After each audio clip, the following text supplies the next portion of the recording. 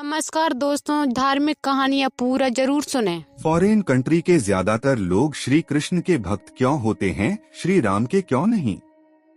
अक्सर यह सवाल पूछा जाता है कि अधिकतर विदेशी लोग श्री कृष्ण के ही भक्त क्यों होते हैं, श्री राम भगवान या अन्य किसी भगवान के क्यों नहीं?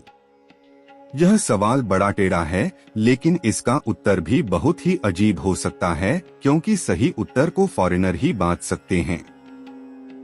फिर भी कुछ सरल उत्तर तो दिए ही जा सकते हैं। विदेश जैसे America, Britain, Canada, Australia, France और रशिया के लोगों की भारतीय धर्म में ज्यादा रुचि है। इसमें से कुछ लोग तो ऐसे होते हैं जो यहाँ का ज्ञान प्राप्त करके अपने यहाँ कुछ नया लिखते हैं या इन्वेंशन करते हैं, परंतु जिन्हें आध्यात्म की तलाश होती है वे किसी संत से जुड़कर भारतीय दर्शन और ज्ञान के साथ ही ध्यान करते हैं।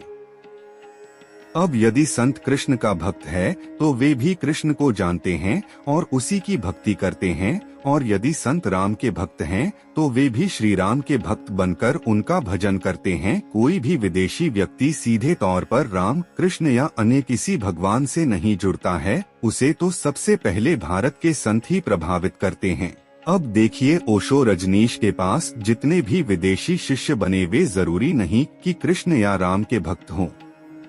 सत्य साईं बाबा के विदेशी भक्त साईं में भरोसा करते हैं। इसी तरह मां अमृतानंदमयी के शिष्य शिव और माता के भक्त हैं। दक्षिण भारत के अधिकतर संतों के विदेशी शिष्य शिव से जुड़े हुए हैं। भारत में साधुओं के लगभग 13 अखाड़े हैं। अधिकतर शैव अखाड़ों के आराध्य देव शिव है और इस अखाड़े में दीक्षा लेने वाले सभी विदेशी शिव के भक्त हैं।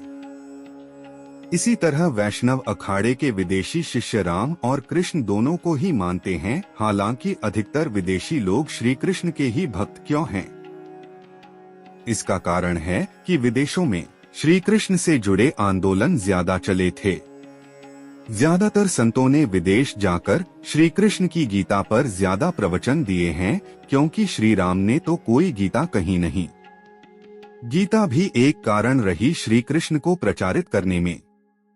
राम कथा कहने और समझने में समय लगता है, परंतु गीता को कहने और समझने में समय नहीं लगता।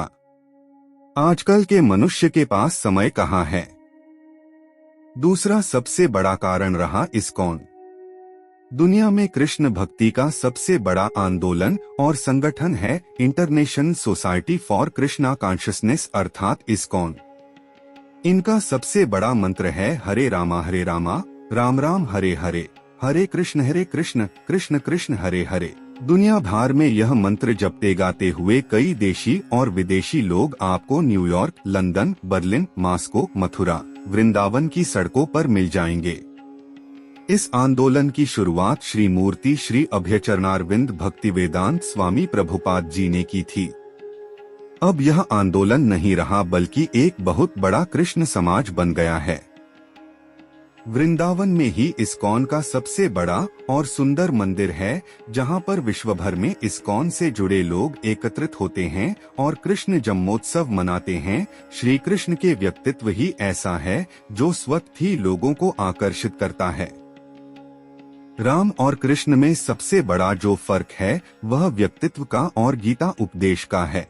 राम का अवतार एक पूर्ण अवतार नहीं माना जाता है, क्योंकि उनको 14 कलाएं ज्ञात थीं।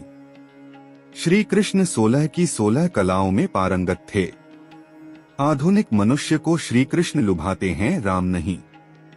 श्री राम को तो जीवन ही गीता था और उनका चरित्र तो सबसे उत्तम था, परंतु आज के मनुष्य को यह समझ में नहीं आ सकता।